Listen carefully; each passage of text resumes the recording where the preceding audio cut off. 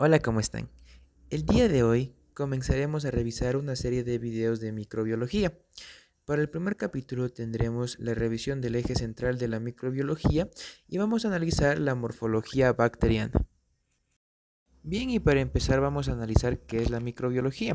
Podemos definir a la microbiología como la ciencia que se dedica al estudio de los microorganismos, como por ejemplo bacterias, virus, hongos y otras formas microscópicas.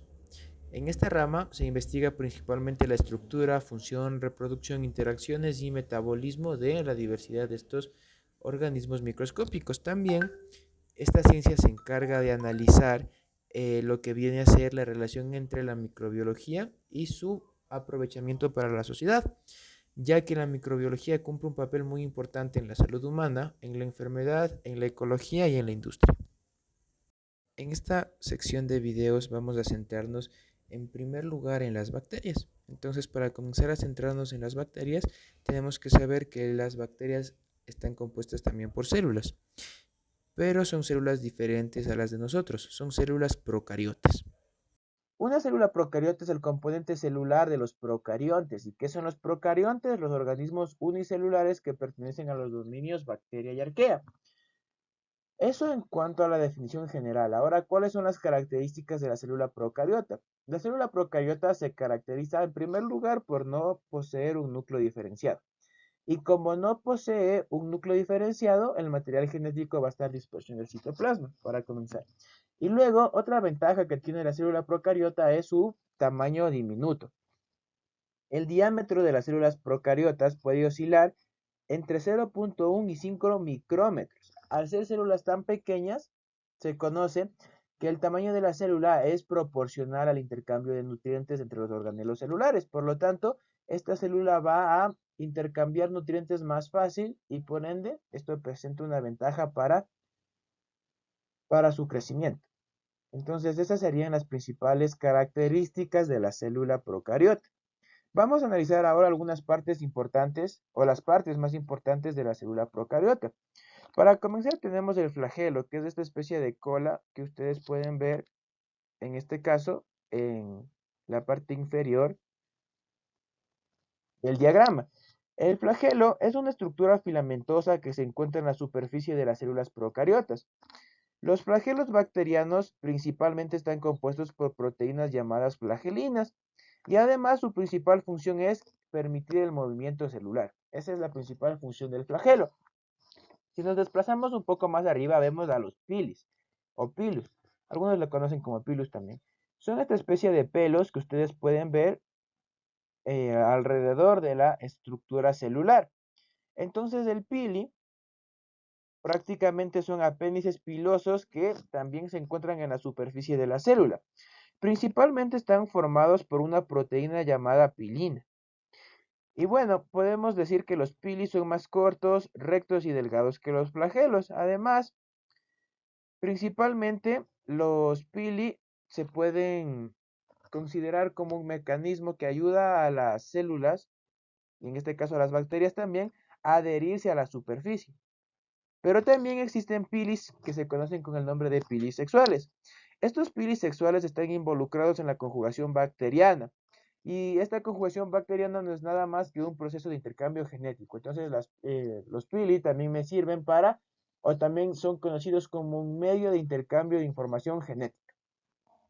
Tenemos también aquí en color rojo, adentro de la estructura celular, los cromosomas o la región nucleoide. Aquí va a estar codificada toda la información genética del microorganismo, en este caso de la bacteria. Analicemos ahora las partes de protección de la célula desde afuera hacia adentro.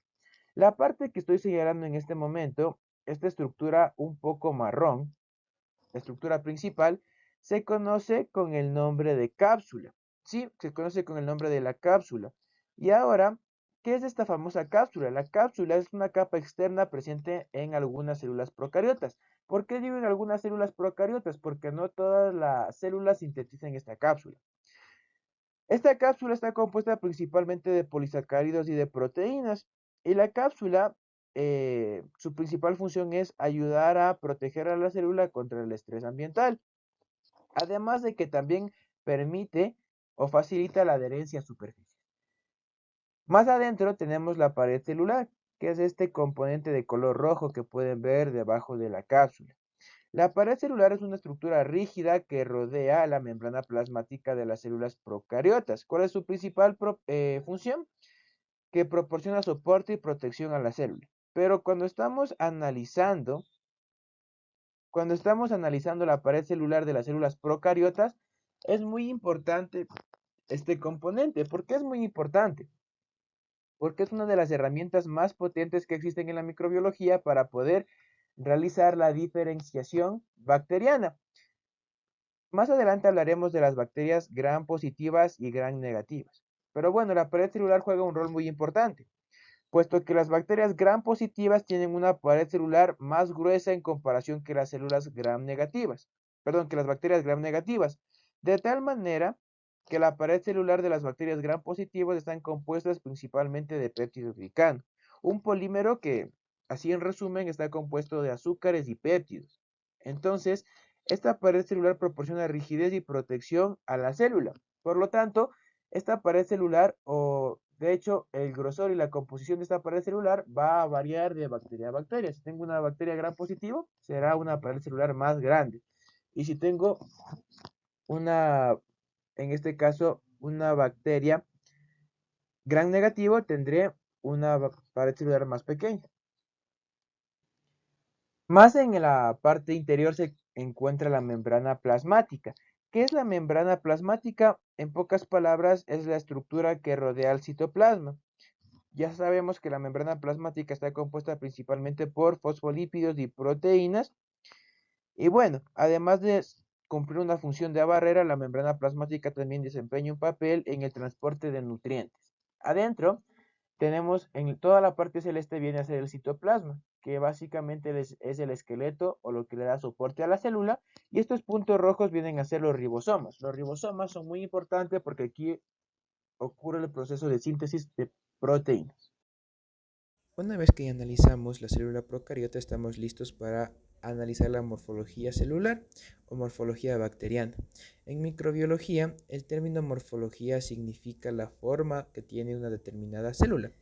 Hay dos características de suma importancia que se debe aprender a reconocer cuando se está trabajando con organismos procariotas. Al ser células muy pequeñas, células microscópicas, solamente se puede diferenciar su forma y su tamaño. Es por eso que los criterios de morfología nos van a permitir conocer de manera específica con qué tipo de célula estamos trabajando. Bien, entonces la primera forma bacteriana que vamos a analizar es el coco. El coco tiene una estructura esférica, como pueden ver en la pantalla. En la parte derecha pueden observar cómo se vería una micrografía, es decir, una imagen tomada del microscopio de un coco. Son estructuras redondas.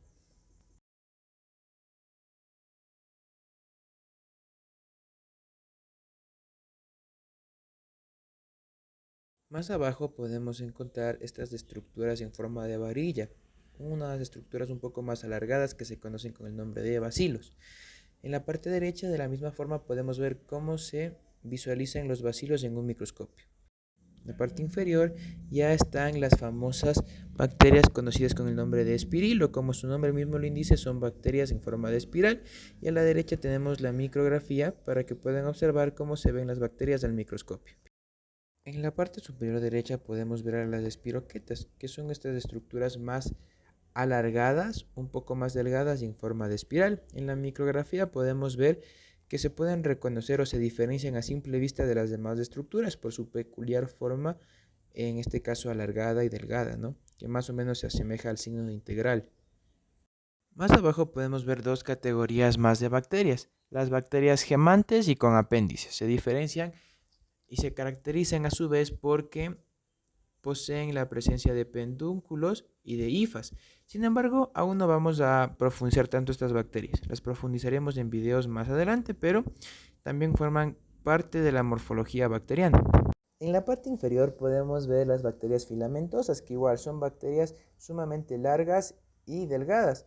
A comparación de las espiroquetas, estas bacterias filamentosas son un poco más rígidas y hasta cierto punto lineales. Las espiroquetas tienen esta estructura en forma de espiral. En la micrografía se puede evidenciar claramente la diferencia. Ahora vamos a hablar de algunos ejemplos puntuales de cada una de las morfologías bacterianas. Primero analicemos la clasificación de las bacterias redondas. Los cocos se pueden clasificar en cocos normales cuando solamente es una única célula o una única bacteria en forma circular. Diplococos si tengo la unión de dos cocos. También tenemos el diplococo encapsulado, conocido como neumococo, el estafilococo, el estreptococo, la zarcina y la tetra. Hablemos ahora de algunos ejemplos de cada uno de estas diferentes bacterias en forma redonda.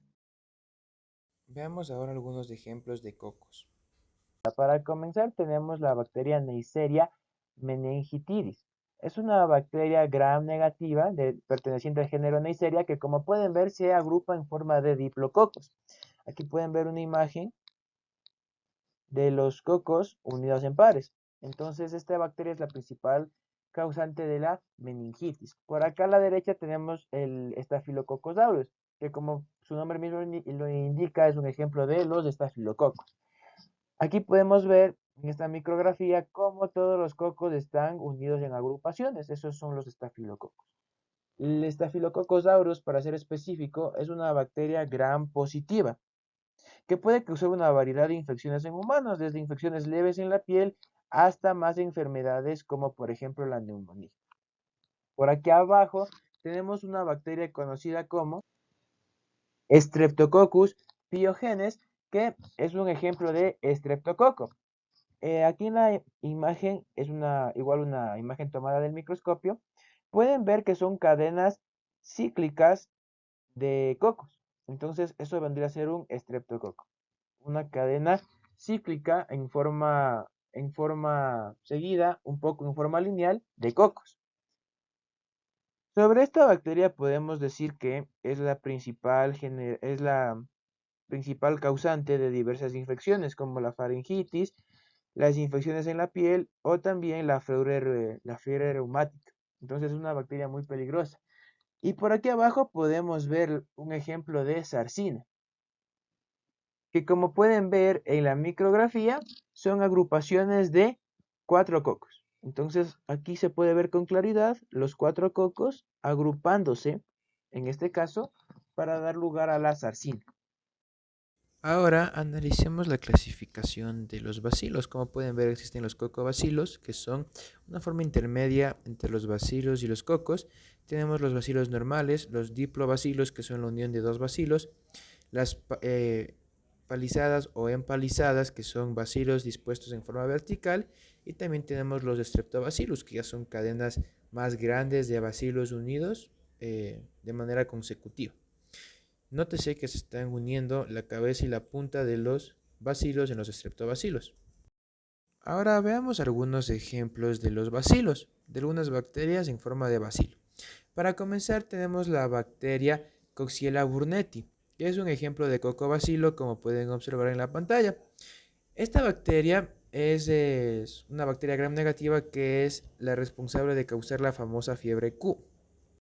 En la parte inferior podemos ver un ejemplo de una empalizada de bacilos, como pueden ver en la micrografía. Para representar a este tipo de bacilos tenemos a Corynebacterium. Corynebacterium es un género que se caracteriza por producir la fermentación de glúcidos y es un ejemplo de una empalizada de bacilos. Y para terminar veremos un ejemplo de Streptobacillus, que en este caso es el Streptobacillus moniliformis. Como pueden ver en la micrografía, son estructuras un poco más alargadas de bacilos unidos uno al lado de otro. Y bueno, esta bacteria se caracteriza por ser una bacteria gram negativa que puede causar la famosa estreptobacilosis por mordedura de rata. Hablemos ahora de la clasificación de las bacterias en lo que se refiere a los espirilos. Dentro de los espirilos tenemos también a las bacterias pertenecientes al género Spirillum, que son las que ustedes pueden ver en la parte derecha. Estas bacterias son de tipo helicoidales y rígidas, son generalmente gram negativas y a menudo poseen flagelos externos de tipo lofótrico o anfítrico. Esa es la principal característica de las bacterias de Spirillum, pertenecientes en este caso al grupo de los espirilos. Otro ejemplo de este tipo de bacterias vendría a ser el género Campylobacter. ¿sí? Algunas Campylobacter también son espirilos. En especial la especie Campylobacter jejuni, que es una bacteria patógena transmitida por algunos alimentos por malas condiciones alimenticias y que causa principalmente la campylobacteriosis. También la famosa Helicobacter pylori es un ejemplo de una bacteria en forma de espirilo. Entonces ya sabemos que el Helicobacter pylori es la principal causante de úlceras. En cuanto a las espiroquetas, también tenemos algunos ejemplos importantes, como por ejemplo la bacteria Borrelia burgdorferi, que como pueden ver es un ejemplo clarísimo de espiroqueta. Esta bacteria es la principal causante de las infecciones transmitidas por garrapatas. Aquí a la derecha tenemos la bacteria Treponema pallidum, que es la bacteria causante de la famosa enfermedad de transmisión sexual sífilis. Sí, también tiene forma de espiroqueta. Y para terminar,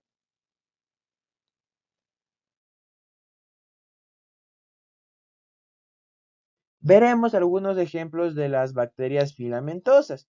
Entre los principales ejemplos de las bacterias filamentosas tenemos a Bellatua. Bellatua es un género de bacterias filamentosas que se encuentran principalmente en ambientes acuáticos. También podemos citar a Nocardia. Nocardia es un género de bacterias filamentosas también que se encuentran en el suelo también y en ambientes acuáticos. Estas bacterias son conocidas por su capacidad para formar hifas y también para formar esporas. Y finalmente tenemos la bacteria conocida como Microtrix. Igual, una bacteria filamentosa que se encuentra combinada en algunos sistemas de tratamiento de aguas residuales. Estas bacterias pueden formar agregados filamentosos que puedan causar problemas en el proceso de tratamiento de aguas residuales. Y además, cuando por ejemplo estamos viendo que que se está realizando un proceso de bioremediación y se genera, en este caso, un poco de espuma en el proceso, la bacteria Microtrix, que es una bacteria filamentosa, es la principal responsable. Entonces, con esta diapositiva concluye el análisis de la morfología bacteriana. Espero que este video haya sido de su agrado. Voy a continuar subiendo más partes del estudio de la microbiología y cualquier cosa, duda o inquietud que tengan me la pueden dejar en los comentarios. Hasta la próxima.